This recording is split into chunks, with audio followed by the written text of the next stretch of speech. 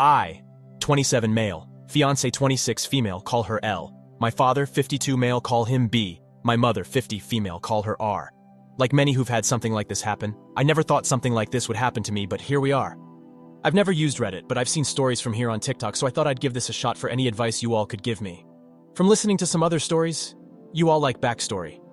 I'll try and be as clear and precise as I can, but it's only been a week, so if I start to lose it during the telling of this, I'm sorry. Elle and I met in her freshman year of college.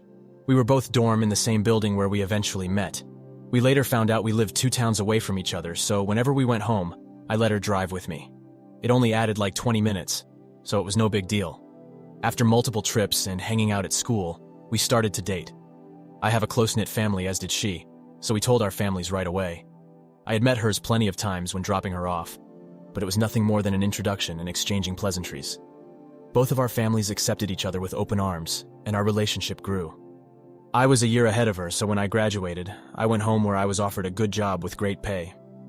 I visited her at school whenever I got the chance, and whenever she came home, we would make time for each other. After she graduated, she moved in with me as both of our jobs were in the city near where we grew up. Like me, she was offered a position at the company she works at now with great pay.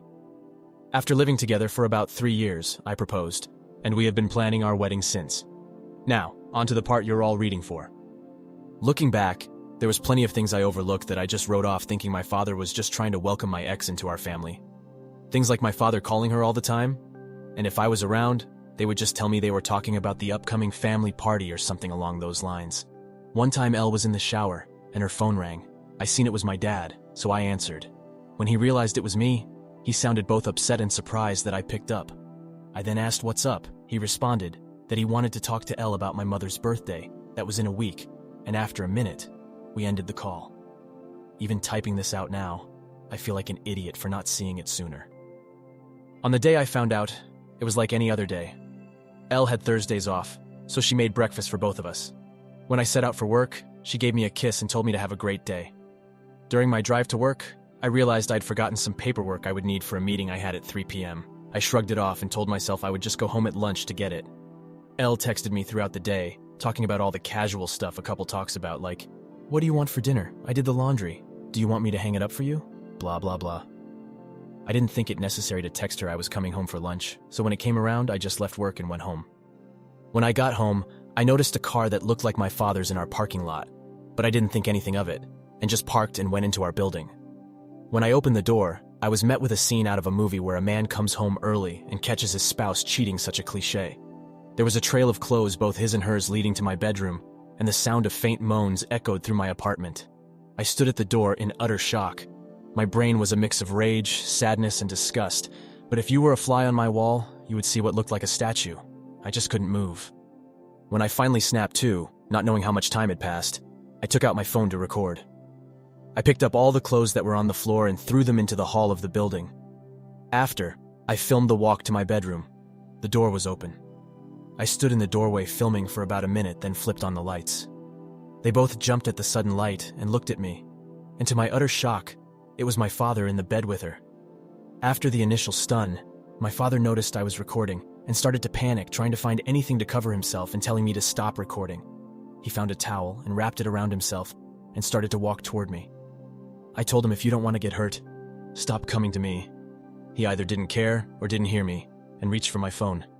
I hit him square on the jaw. His head bounced off the door and slumped to the ground. Elle shrieked.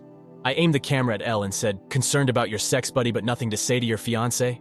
My father woke up after about a minute nap and I told him I just needed to come pick something up for work, so I'm heading back now. If either of you are here when I get back, I'll send this video to everyone you know. I ended the video, looked at my dad who was still coming and said, "You're dead to me. You're no longer my father, but you might want to go home and talk to Mom because I'll be talking to her very soon." I sat in my car for a while until one of the bosses at work called to ask where I was. I told her I was on my way back right now. When I got to her office to hand her the paperwork, I must have looked awful because she started asking what was wrong with me. I told her it was nothing and I'd be okay. I could see her scanning me up and down, and she noticed some blood on my collar and stood up, rushed to me and said, "You're bleeding." I looked down and said it was my father's. She looked confused, so I pulled out my phone and showed her the video. She watched it in its entirety. She was introduced to Elle a few times, but never my father. She sat there silent for a moment until it finally clicked that my fiancé was cheating on me. But not only was she cheating, it was with my father. She asked if there was anything she could do, suggesting I take some time off. But I told her I can't go back there right now, that I just need a minute and I'd be fine for the meeting, and I have another shirt in my office. The meeting went over fine. I put on a smile for everyone like nothing had happened. My boss came up to me after the meeting and asked how I could do that, but I just said I don't know, and went to my office. I then came home, and I was alone for the first time in a very long time. Thank you for reading. I'm sorry I carried on so much, but it was therapeutic getting everything down. I just don't know what to do. I definitely need to get the hell out of this apartment. I just can't live here anymore, and there's no possible way I'm sleeping in that bed. I know not only do I have to go get checked out for STDs, but I think I broke something in my hand. Now for the top comments. So glad you found out before the wedding. Did you tell your mother? Personally, I think you handled it well considering. I can't even imagine how you feel right now. Elle and your father are truly disgusting.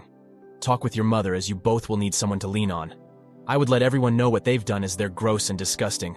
I'm so sorry this happened to you, but you will be better without knowing she's capable of this. Oh my God, I'm speechless. I just don't know what to say. Yes. Please tell us what happened. This has destroyed a whole family for life. My work colleague's wife had an affair with his younger brother. It's been 24 years and his family is still broken. His mother and other brother turned on the affair brother. He ended up divorced 5 years later. He tried to make it work by having another child, but he said there was not a single day he didn't think about it, and it ate him away like cancer, so he walked away from his own family. Now for the first update. So the day after I posted, I tried to get into contact with my mother, but none of my calls were connecting. I wanted to see if she would get lunch with me, and I'd tell her everything. After about a dozen tries, I decided to get into my car and go to my mother's house. She needed to know what happened as soon as possible, even if talking about was going to make it hurt all over again. During the drive, I thought about what I would say and how I would say it. That made me start to panic. I had to pull over twice. It's not every day you have to tell your mom that her husband is screwing your fiancé. I pulled into the driveway and sat in my car for a moment to calm down and gather my thoughts. I was in my car for a few minutes when my mother threw her front door open, so I stepped out of my car. She started cursing at me, saying how dare I come to her home after I hit my father for trying to break up a fight between Elle and I. She called me every name in the book and called me an abuser. She told me I needed to leave since Elle isn't ready to forgive me yet, and that if she's smart, she hopefully never will. Yes. Apparently my father took Elle to my family's home and told my mom that Elle and I argued, and when my father tried to stop it, I hit him. She continued on for a while until I finally snapped and said, "Really, Mom? Because your husband is touching my fiancé, that's why I hit him. And if you can't take my word for it, I have a video. I'll send it to you. But because my own mother can talk to me like this, don't expect to see me again. I don't want to hear your apology when you finally figure out that you're just as bad of a mom as my father." Her face dropped. She looked like what I must have looked like when I first walked into my apartment and caught them. I pulled out my phone and sent her the video. My mom took hers out and turned it on. She pulled up the video and watched up until the part where I turned on the light. She then put her phone down, looked up at me, but I turned and went into my car. I backed out of her driveway, looked at her before I took off, and she was in tears. My heart felt for her, but too much was said during that fight for me to pull back in and forgive her. When I got home, I started clearing everything out of my apartment that had to do with Elle or my family. I boxed all of Elle's things up and put them next to the front door. Legally, this has been her place of residence, so I can't technically kick her out. Her name isn't on the lease, though. Also, she's the type of person who shy away from conflict, and if she returns other than to pick her things up, there will be plenty of conflict. Anything that had to do with my parents, I boxed up and put into storage. Like I said in my first post, we were a very close family, but I've never had a problem cutting toxic people out of my life. I texted Elle's parents and told them to call off the engagement. I told them she's been cheating on me. I thanked them for everything they've done for me. Our relationship was still building, but they were kind and supportive of me, so this just added more hurt to the mix. I finished by asking if they would come pick up all of her belongings. I haven't gotten a response from them yet, but I'm hoping they come grab her things so Elle doesn't have a reason to come back here. Now for the top comments. I figured he lied when your mother wasn't answering. She must have said some stupid shit for you to leave like that. The ball's on your dad to bring Elle to your mother. Someone would get slapped in my social circle. Wishing you the best. You mean to tell me that after you caught them, they had the audacity to go stay with your mother and lie to her about you? People never cease to disgust me. How low can you possibly get? I'm so sorry. I don't even know what to possibly say. How does someone ever get over this? Please talk to a therapist to help you deal and cope with this situation. I'm so sorry, OP. I have lost hope in humanity a few times in life. Now for the final update. After my last post, I decided to get the ball rolling on everything that needed to be done, like getting tested, finding a therapist, moving, and, of course, buying a new bed. I started by calling my doctor's office telling them I needed to get tested and to refer me to a therapist. I had my first appointment with a therapist 2 weeks ago, and we decided to continue once a week. I also got tested last week, but it'll be another week or so until I get the results, cross your fingers for me. I got in touch with a real estate agent friend of mine, and he sent me a ton of listings, and I decided on a refurbished cabin on the outskirts of my city. I finished moving 2 days ago. When I finished moving, I called Elle's parents.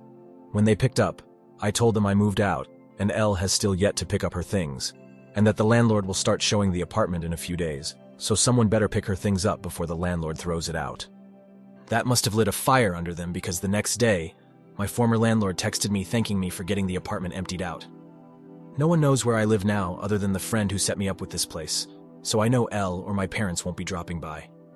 The only thing that sucks about this place is I traded a 10-minute drive to work for a 45-minute drive. My phone has been blowing up with texts and calls from Elle, both my parents and some of my friends, but I have no interest in talking to anyone other than my therapist. At work, I've been a ghost. I go in, get my work done, and leave. On the rare occasion I have to talk to someone, I put on my fake smile and pretend everything is okay. My boss from my previous post has been trying to check in on me more, but I don't really tell her anything either. I just tell her I appreciate it, but I'll be okay. Truth is, I don't know if I'll be okay. I get that time heals and all, but I feel like that's only relevant when you're dealing with one issue, not when you lose who you thought were the 3 closest people in your life all at once. A huge part of me died, and there's no chance of resuscitating it. The meetings with my therapist are going well, I suppose. I've never done therapy before, so I have no reference on what good therapy is. We do get along all right, and she really seems genuine in wanting to help. The first session was us getting to know each other and delving into what brings me to her.